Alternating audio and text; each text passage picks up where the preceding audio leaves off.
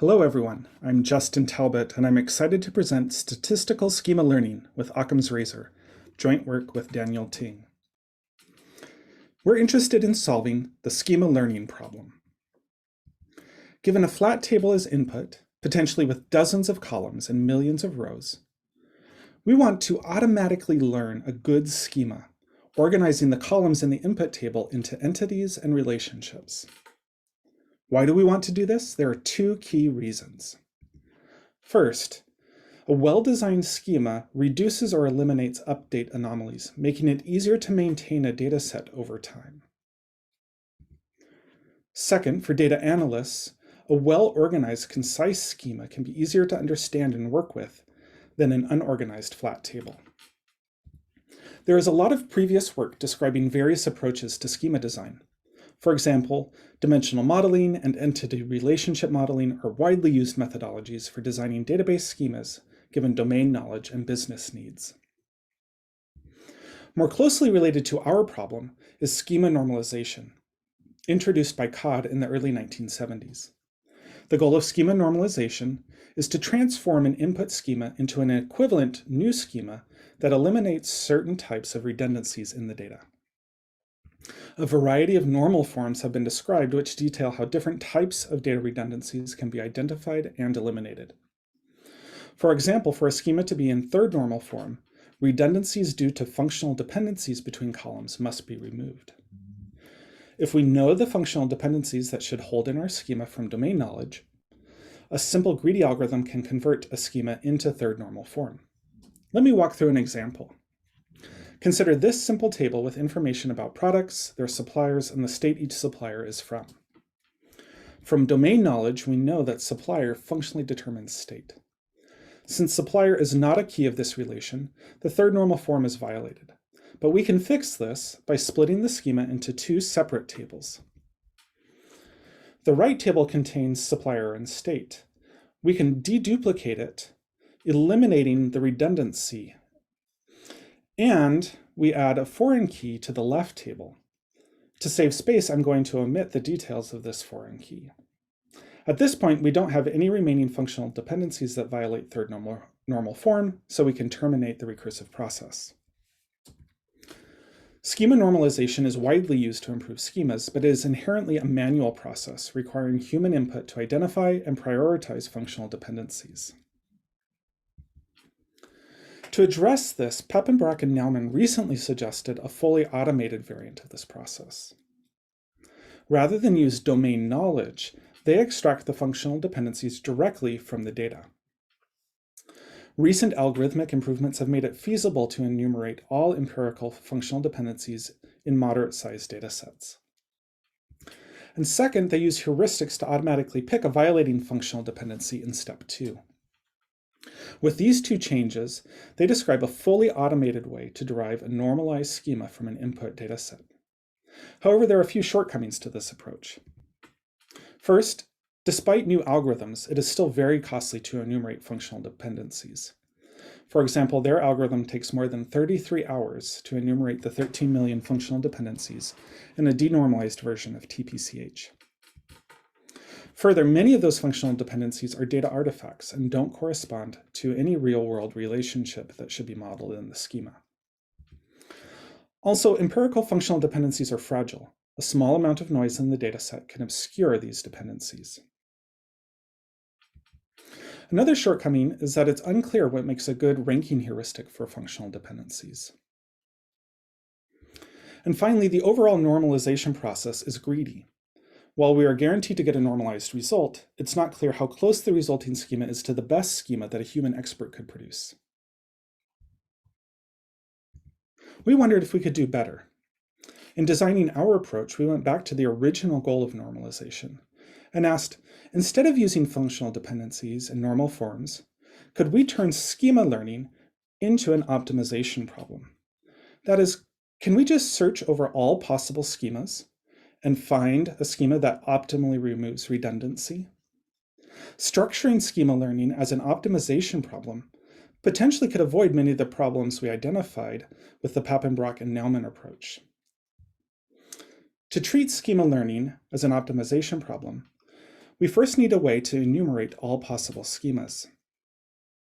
We use basically the same approach that's used in schema normalization. Recall that in schema normalization, given an input table, we greedily used a known functional dependency to decompose or split the table into a left table, to which we add a foreign key, and a right table that we deduplicate. We then recursively try to decompose the left and right tables using additional functional dependencies. We're going to do the same thing, but instead of greedily trying one split, we're going to try all splits. For every possible split, we'll recursively split the left and right tables. This recursive splitting will eventually enumerate all possible snowflake schemas over the input table. We next need an objective that measures the data redundancy eliminated by a particular schema. A straightforward objective is to simply count the table cells necessary in each schema. Fewer cells means less redundancy. For example, the input flat schema has 6 rows and 4 columns for a total of 24 cells. Now, what happens if we decompose the table? Here's the schema we saw earlier. Deduplicating the supplier and state table removes a lot of cells from this schema. But we must also add a foreign key column, so the total number of cells in this schema is 22, 18 for the left table and 4 for the right. This is smaller than the flat schema, indicating that this schema is better at reducing redundancy. Another possible split we could consider would be to put state in its own table. This eliminates the redundancy in just the state column. But with the cost of the foreign key column, the total number of cells is 26, worse than the original flat schema. There are a bunch of other splits we could try, but this one, with supplier and state split out, has the fewest cells and is therefore the optimal schema. Counting the number of cells is basically the objective we use, but in our paper we described 3 further improvements that make it more theoretically grounded. First, instead of counting the number of cells, what we actually do is sum their column-wise entropy. The result is similar, but better matches the true cost of storing data if we were to aggressively compress it. Second, we include a regularization term that discourages overly complex schemas. And third, we derive a statistical interpretation of the objective that allows us to include priors to explicitly encourage or discourage properties of the schema in a theoretically sound way. More details on this are in the paper. Unfortunately, the number of schemas is super exponential in the number of columns. Thus, it isn't practical to actually enumerate all of them. But there are 2 key optimizations we can use to reduce the cost of our search. The first is memoization.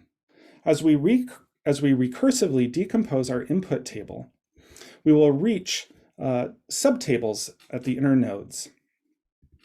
Multiple different decompositions will end up reaching the same subtables.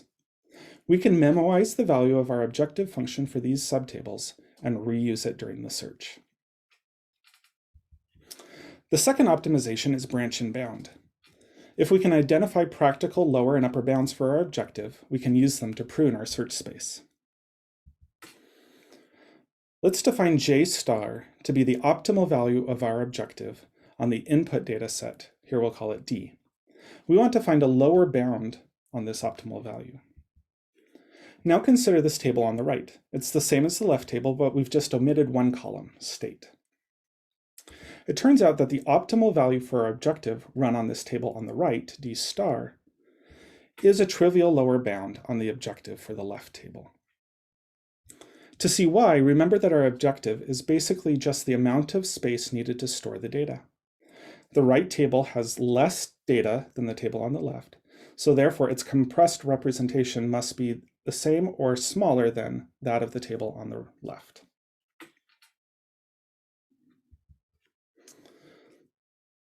Okay, we've sketched out our approach to search for an optimal schema. Let's see how it does. We're going to compare our algorithm with Papenbrock and Naumann's data-driven schema normalization. Our objective uses a prior that moderately assumes the existence of primary key columns for the true entities. Since it is hard to parallelize branch and bound algorithms, we run our algorithm single-threaded. For Papenbrock and Naumann, we use their implementation, and since their functional dependency discovery phase can be easily parallelized, we run it over 16 cores. We evaluate on 9 datasets, each created by denormalizing a normalized schema. Thus, we have a ground truth, the original schema, to compare against. In our first experiment, we were interested in the quality of the schemas learned by each algorithm. To evaluate the quality of a schema, we define an edit distance from the learned schema to the ground truth. This table shows the edit distance for the results of both algorithms. A smaller edit distance is closer to the ground truth. Our algorithm, SSLearn, has an equivalent or smaller edit distance on 8 out of the 9 datasets. Let's look at the MusicBrainz dataset, where the difference between the algorithms is very pronounced. Here are the results of our algorithm. The tables learned by our algorithm are identified by nodes in the hierarchy on the left. For each, we also show some of the columns assigned to it.